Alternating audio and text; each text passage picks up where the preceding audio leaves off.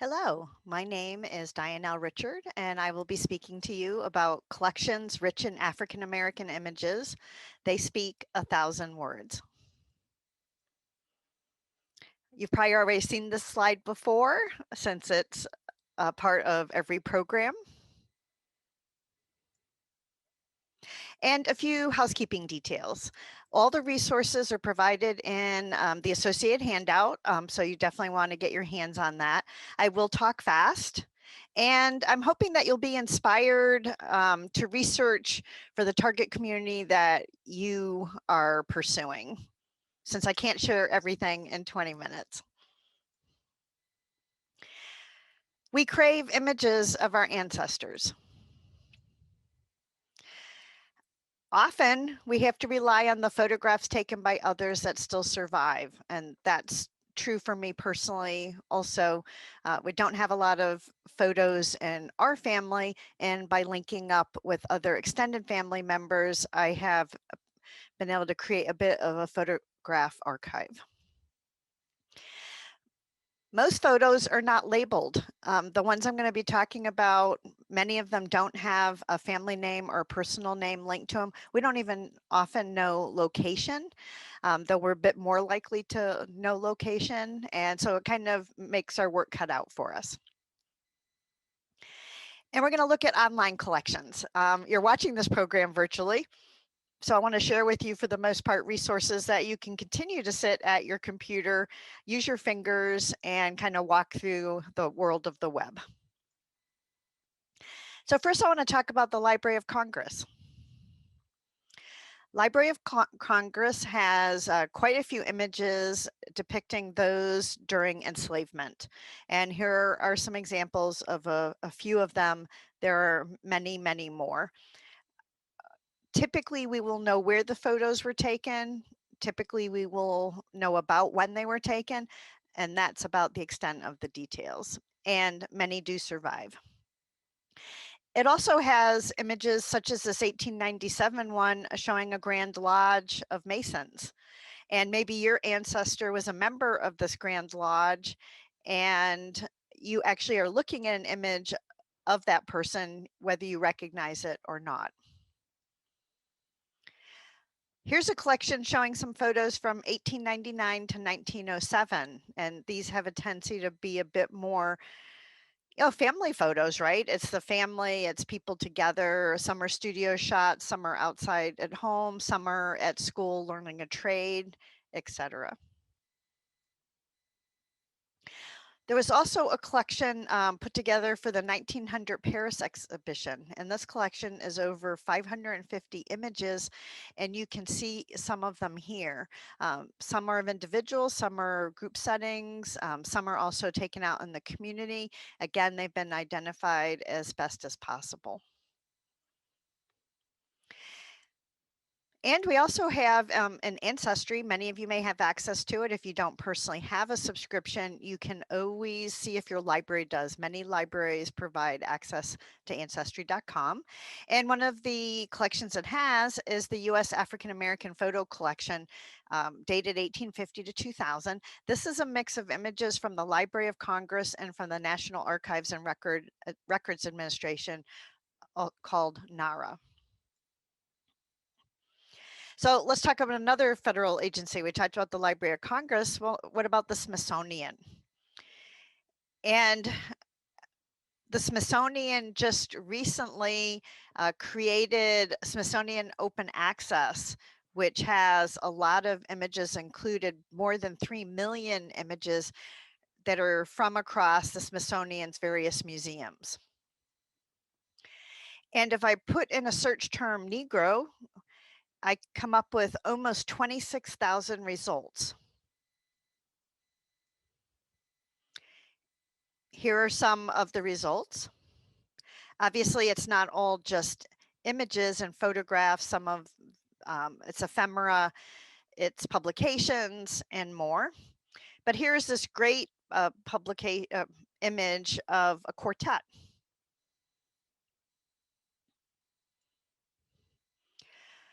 Now, the previous research was done on the word Negro, and we have to be aware that sometimes the term colored was used.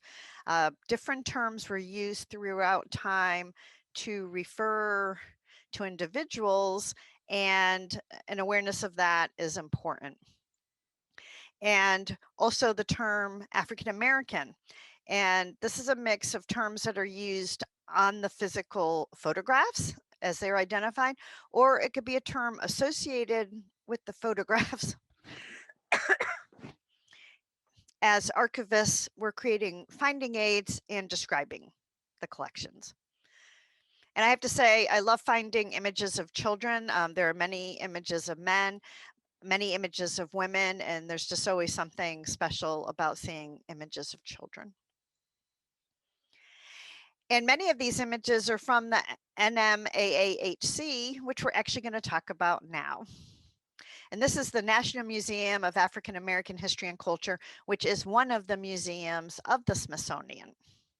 And it's the most recent museum of the Smithsonian. And this has a nice search feature because I could kind of look at time periods on it. So I happen to pick the 1940s. And for the 1940s, there are currently over 950 images. And I also looked for the 1910s time period, that decade, and there's almost 200 images. So it's a very robust search feature. You're not going to always find this, and take advantage of it, searching in varying different ways. And this is an interesting camp photo of a large number of people. And again, your family members may have participated in this particular birdsong camp and could be in this image. And if nothing, images, even if they're not for your family, but they're for organizations or locations where your family lived, it gives you a sense of what life was like. And that's what I'm always doing. I have very few images of my family, and I can collect images of the community to try to understand my family. Also, recently, the Photo Archive of Ebony and Jet, which were two huge publications, were actually auctioned and sold to a grouping of several entities, and they are planning to donate it to the NMAAHC. So this is going to really be a robust addition to that collection. It's a publication we're all familiar with, and that will be coming. It hasn't happened yet. The sale actually took place in 2019, and I don't have a time frame for when it will be incorporated. Now let's look at some private collections. I kind of showed you a couple of federal ones. There are definitely more, but I want to give you a smorgasbord. After all, we only have 20 minutes. So for private collections, here's one held at Duke University in North Carolina. I am based in North Carolina, and it's called Hugh Mangum Photographs. And this is just a wonderful collection. If I search on the term African American, what you can see is that the format for most of the images in this collection are multiple images on these plates. And here are two sets of plates, showing from children, women, men. It's just a wonderful collection. Unfortunately, the photographs aren't identified. But it does include over 274 montages of African Americans. And here's a few more examples from that collection. And so maybe some of these are your family. There's also Cornell University has the Lowenthal collection of African American photographs, which has over 630 images. And this kind of covers the late 19th century to the 1920s from what I could tell looking at it. And here's an example of a couple of photos from that collection. There's also the Robert Langmuir African American photograph collection. And in this collection, there's about 10,000 images now, and it's at Emory University. Now note, when I talk about images, sometimes it's a mix of images in the collection, and sometimes it's an indicator of the images available online. Do recognize that in most cases, for these image collections that I'm sharing with you online, there are many, many more photos in these collections that are offline. It is rare that a whole photograph collection is digitized. And this one is for the 1840s to 1980s. And as you can see, it kind of, you can browse by categories on this one. So I'm trying to give you a feel of the different interfaces that these collections have also, because they are different. For each collection, there's a different way of accessing the photos. And what you can see here, all these topics, locations, etc., called out. And I happened to pick North Carolina because I just wanted to search to see what might show up for the state where I live. And these are images that were all tagged North Carolina. And obviously you could do that for the state that you're looking for. And you could also be more specific and try to see if there's something for a particular community or not. Now here's just a few other, I'm not showing you images from them, but just some of the collections that I've discovered. Missouri Digital Heritage has an African-American portrait collection. The New York Public Library Digital Collections actually has the Schomburg Center for Research in Black Culture, Photographs and Prints Division. So that is a huge collection of images. And the Virginia Commonwealth University, or VCU, has a collection called Through the Lens of Time, also looking at images of African Americans. And something to recognize is that even if a collection is for a particular locale, it doesn't mean all of the contents of it are solely for that locale. They could easily extend into other locations. This is the African American Photography, or TAAP archive, which is 60,000 images in this archive. 182 of them are online, and it's now part of the International Center of Photography. And so again, a huge collection of which you can get a taste for online, just not the whole collection. These images are coming from Florida Memory, particularly the Harper collection. It covers about 1890s to 1911. And again, here's a few sample images, children to adults. I just love this picture of this little girl.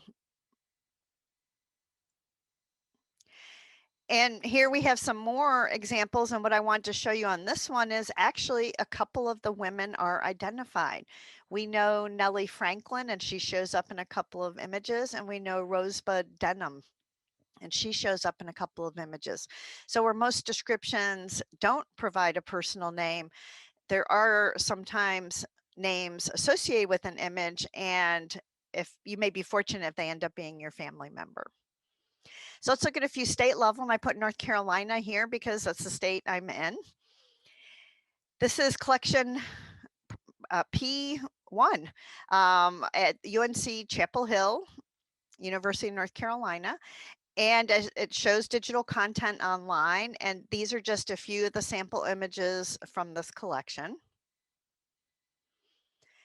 And again, remember, collections often cut through time, or they focus on a very particular time, and do read the descriptions to find out. There's also in North Carolina something called Digital North Carolina, which is supported by several institutions across the state. And the search here was on African American and then images of North Carolina, because I wanted to focus again on photographs. And there's over 1,000 records that are found in this collection at this time. This is an ever-growing collection. So if you're researching North Carolinians, come back to it constantly. There are all kinds of images, yearbooks, ephemera, newspapers, and more being added. There's also one component of the African American collection is the heritage of Black Highlanders. So this is a very specific collection that was created out of University of North Carolina at Asheville. So that may be of interest to you if that's where your family lived. And let's also look at community specific. Speaking of Western North Carolina and Asheville, this collection focuses on 1950s to 1970s in Asheville. And there's 112 images online, and there's over 1,000 in the collection as a whole. Flickr can be a great resource when looking for images. And here from the Brock Photo Collection, which is held by the State Archives of North Carolina, and the State Archives has really been putting a lot of effort into putting its photos online to make them accessible, and also to use crowdsourcing. That's another reason institutions will put photos online, is they want our help in identifying them. Somebody might recognize them as a family member. And my favorite photo is this photo here of this woman, just the way she's looking so forthrightly at the camera. It's just like we're talking with one another through time.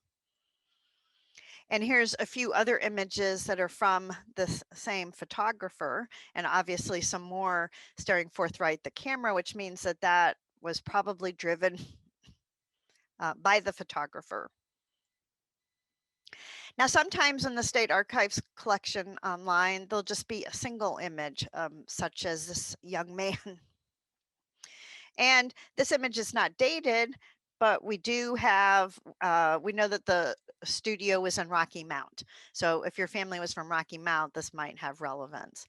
And this is another collection, the Thomas J. Ricks collection, which also has some images. And it's very clear that these were done more outside, that a temporary type studio was created. And the images are coming from covering the 1910s, 1920s, so a fairly narrow time period. And here's some more images from that same collection. And it's always neat when you get multiple poses of the same person, because each one reveals something about them. Pinterest is another place to look for images. I often use the word antique. So in this case, I used antique and African American, and you can see all of the images here. If you click on each one, hopefully you'll get taken by the source for it. People on Pinterest are not necessarily great with doing that, but try. Often they take you to an archive or an article or something where you might get additional information. Another term to use instead of antique would be vintage. So when looking at Pinterest, words like antique, vintage, African American, obviously try some of the other terms that might have been relevant, colored, black, Negro, etc. Sometimes there's photographer specific collections that we can access. One of these is it's called Rediscovering an American Community of Color, the photographs of William Bullard from 1897 to 1917. So this is for a very specific location, a very specific photographer. And what we have here is his vast collection of images, which were taken in a specific location. So if your family is from that location, even though these are not always labeled, that might be helpful. And as we see here, I've mentioned, most of these actually have names and dates. Well, that's invaluable. We know this is Claude Clark about 1902 on a rocking horse. So that is just priceless for us as we're trying to find images of our ancestors. Another collection is the Jackson Davis collection of African American educational photographs. This is actually at the University of Virginia in Charlottesville, and his focus was on Virginia schools. So most of these images are going to be pre-1948. And it's a mix of both housing or facilities, I should say schoolhouses, facilities, etc.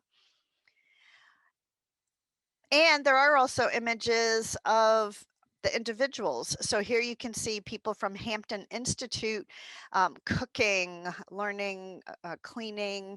I think this is a print shop, this one on the bottom. So that's something that you'll want to look into. And it's not just higher education, there are also other images as well. So do use terms, search terms like African American, colored, Negro, Black, etc.